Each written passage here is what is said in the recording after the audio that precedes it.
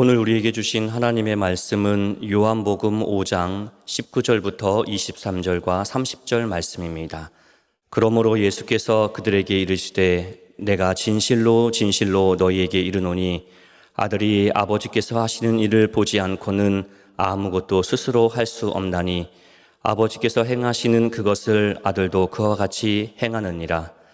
아버지께서 아들을 사랑하사 자기가 행하시는 것을 다 아들에게 보이시고 또 그보다 더 큰 일을 보이사 너희로 놀랍게 여기게 하시리라. 아버지께서 죽은 자들을 일으켜 살리심같이 아들도 자기가 원하는 자들을 살리느니라. 아버지께서 아무도 심판하지 아니하시고 심판을 다 아들에게 맡기셨으니 이는 모든 사람으로 아버지를 공경하는 것 같이 아들을 공경하게 하려 하심이라. 아들을 공경하지 아니하는 자는 그를 보내신 아버지도 공경하지 아니하느니라.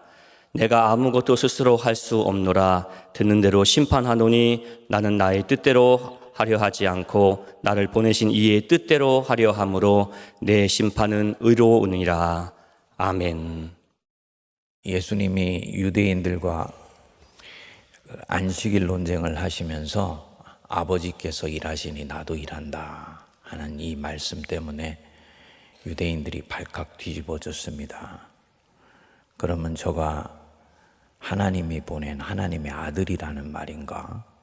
하나님하고 같은 신이란 말인가? 유일신론을 믿는 유대인들로서는 도저히 받아들일 수 없는 그런 말이 튀어나온 것입니다. 그래서 이때부터 더욱 예수를 죽이고자 했습니다. 하지만 예수님은 여기서 한 걸음 더 나가셔서 본격적으로 이제 당신을 변론하기 시작합니다. 오늘 우리가 읽은 19절부터 5장이 끝나는 47절까지인데요. 변론의 핵심은 뭐냐면 예수 그리스도는 하나님께서 보내신 하나님의 아들이시다. 그분은 실제로 세상에 오신 신이시다 라는 걸 변론하는 거예요. 그래서 이 안에서 성부와 성자의 관계가 어떤 것인가에 대해서 아주 조밀하게 말씀을 합니다. 네, 오늘 읽은 본문을 보면 현대의 크리스찬들에게는 대단히 귀에 거슬리는 대목이 반복해서 나옵니다. 19절에 보시면 예수께서 그들에게 이르시되 내가 진실로 진실로 너희에게 이르노니 아들이 아버지께서 하시는 일을 보지 않고는 아무것도 스스로 할 수 없다. 아들은 아버지 하는 것을 보지 않고는 아무것도 스스로 할 수 없다. 또 30절에도 보면 내가 아무것도 스스로 할 수 없노라. 스스로 할 수 없다.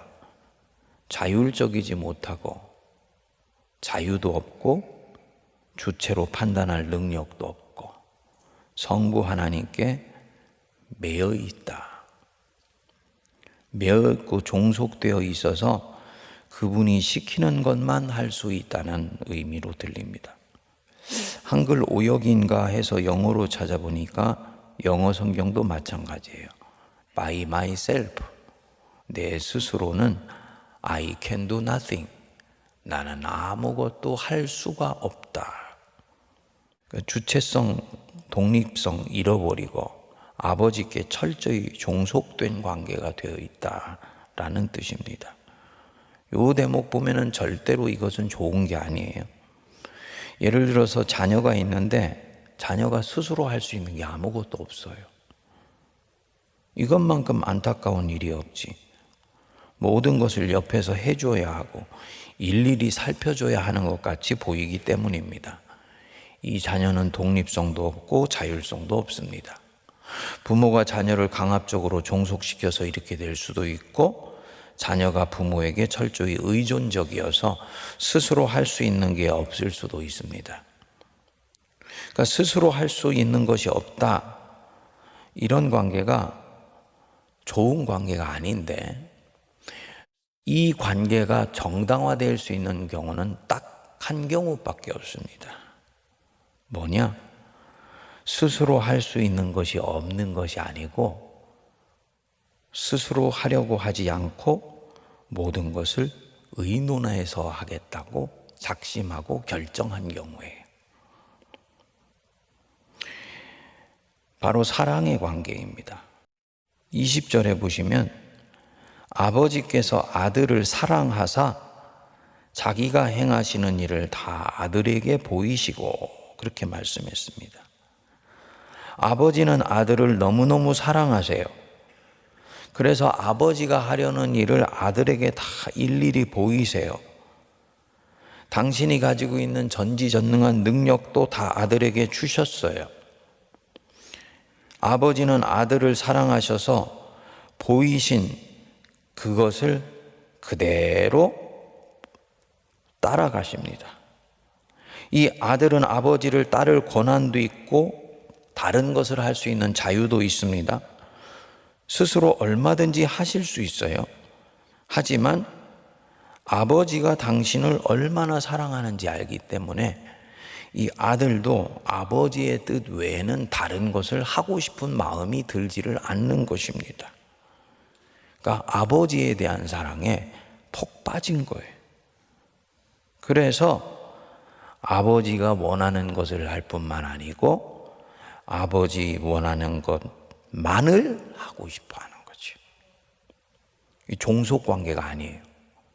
사랑의 관계 속에서 보면 아버지가 시키는 것 외에는 스스로 할 수 없다. 이 말은 사랑의 관계로 보면 종속 관계가 아니고 아버지에게 자발적이고 자율적으로 자기를 매기로 작정한 관계인 것입니다.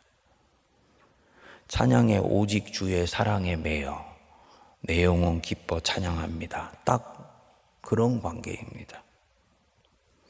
구약시대에 종이 희년이 되면 종살이에서 해방되었죠. 그래서 이제 자유인으로 살아갈 수 있게 됩니다. 그런데 한 종이 주인을 너무너무 사랑하고 존경하게 되었어요. 처음에는 종으로 들어왔는데 주인과 함께 살면서 보니까 저 주인은 너무나 고상한 인생의 꿈을 꾸고 있고 너무 아름다운 삶을 살고 있고, 그리고 저분 옆에 있으면 나도 그 아름답고 고상한 삶을 이룰 수 있을 것 같아요. 희년이 돼서 주인이 종을 내어주겠다 그러는데 자유인이 되고 싶은 마음이 없어요.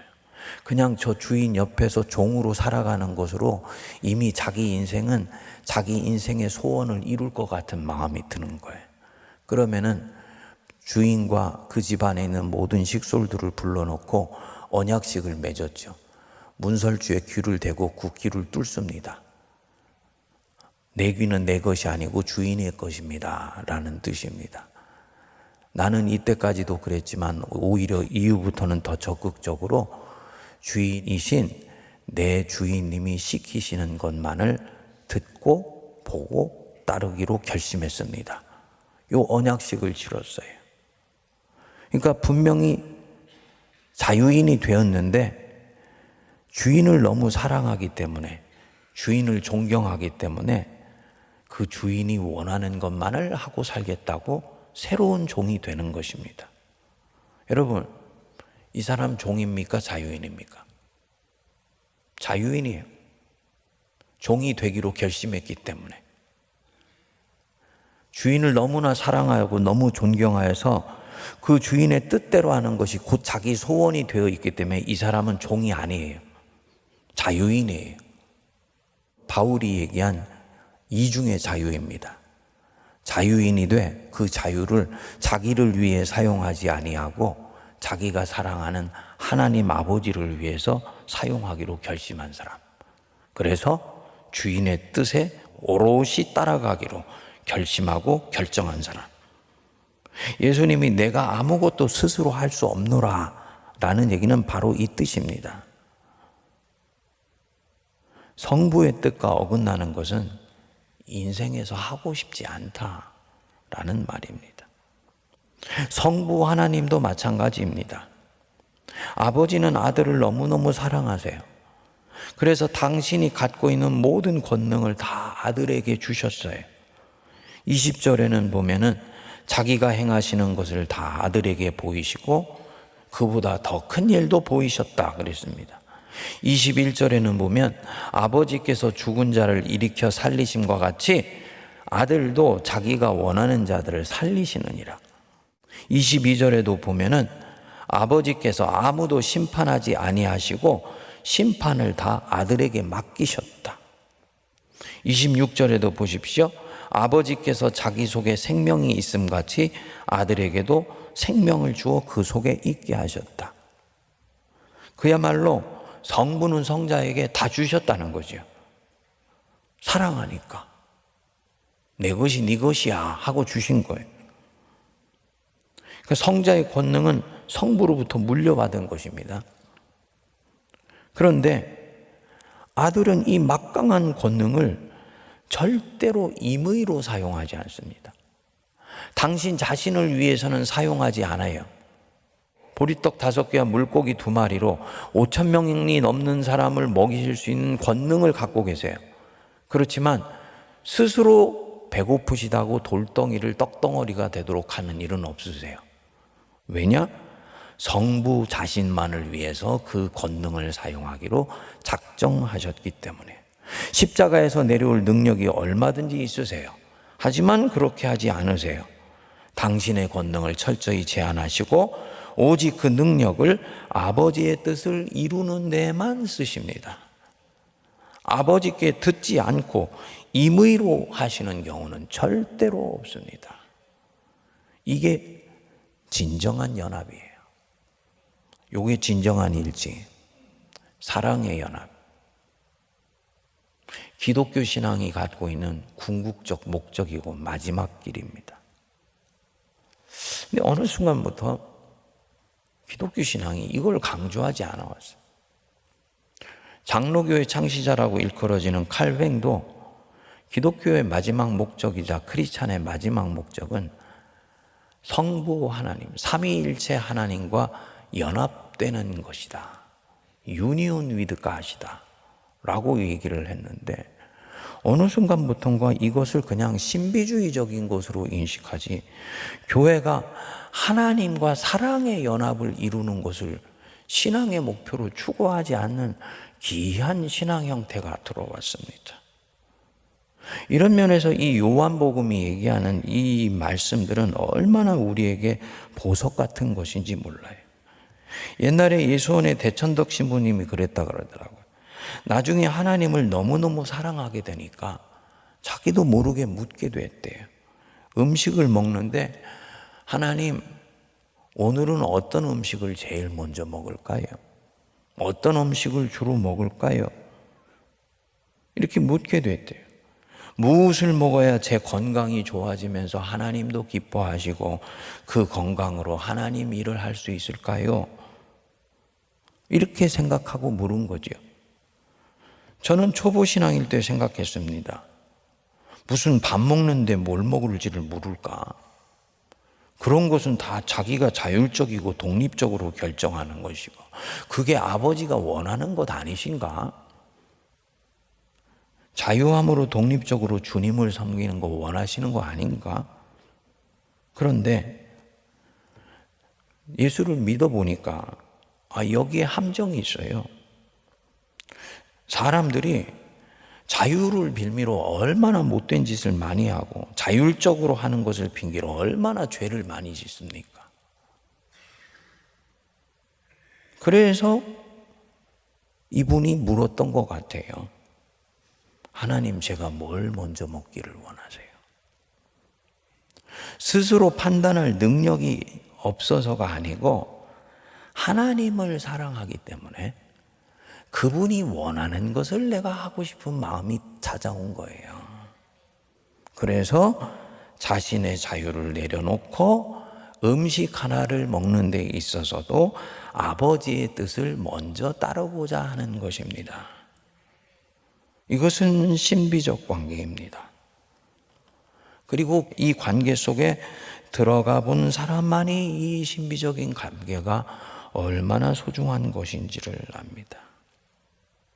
성도님들, 우리 자유를 너무 우상화하지 마십시다. 내가 가진 자유는 양날 가진 칼이라는 걸 늘 인식하십시다. 하나님을 위해서 쓸 수도 있지만은 하나님과 상관없이 내 안에 있는 죄를 정당화하기 위해서도 얼마든지 이 자유는 사용될 수 있는 위험한 검이라는 걸 인식하자고요. 후자가 정말 맞다고 했을 때는 예수님처럼 어느 날 자기가 가진 자유도 하나님께 반납할 수 있는 거지요. 나는 스스로 판단하고 결정하지 않기로 했습니다. 아버지께서 내게 말씀하시는 것을 하기로 나는 결심하고 결정했습니다. 주님, 내게 말씀하옵소서. 내가 듣겠나이다.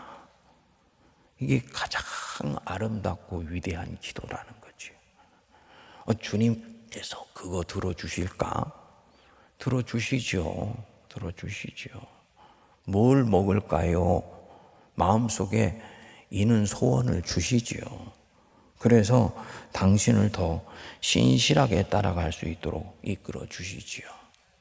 우리 안에 이 주님 사랑하는 마음으로 삼위 하나님과 참된 연합의 관계가 일어나는 복된 신앙 되기를 바랍니다. 기도하겠습니다. 하나님, 나는 아무것도 스스로 할 수 없노라. 이 말씀 속에 있는 신앙의 비의를 깨달아 알게 하여 주옵소서. 현대 그리스도인들은 자유와 자율이라는 우상 속에 갇혀 내 안에 있는 죄를 정당화하며 내 안에 있는 악을 끊임없이 도모하며 하나님과 상관없는 것을 추구하면서도 그것이 자유함이라고 말을 합니다. 주님, 2000년 전에 예수께서 우리에게 보여주신 이 말씀, 지금도 성령을 통해서 우리에게 보여주시는 이 마음에 새기게 하셔서 스스로 할 수 있지만 스스로 하지 아니하고 아버지께 물어 그분의 뜻을 행할 수 있는 참된 자유함에 이를 수 있도록 은혜 내려 주시옵소서. 나를 보내신 이의 뜻을 행하며 그의 일을 온전히 이루는 것이 내 양식이요, 나의 동기요, 나의 삶을 살아가는 에너지요, 내가 하고자 하는 인생의 가장 큰 소원이다. 그 놀라운 은혜와 신앙의 비밀이 나의 것이 되는 날이 오도록 은혜 내려주시고, 우리 세문안 교회가 진정 마음을 다하고 정성을 다하고 뜻을 다하고 힘을 다해서 내 하나님만을 사랑하는 하나님 사랑의 공동체가 되게 하여 주옵소서. 예수님 이름으로 기도하옵나이다. 아멘.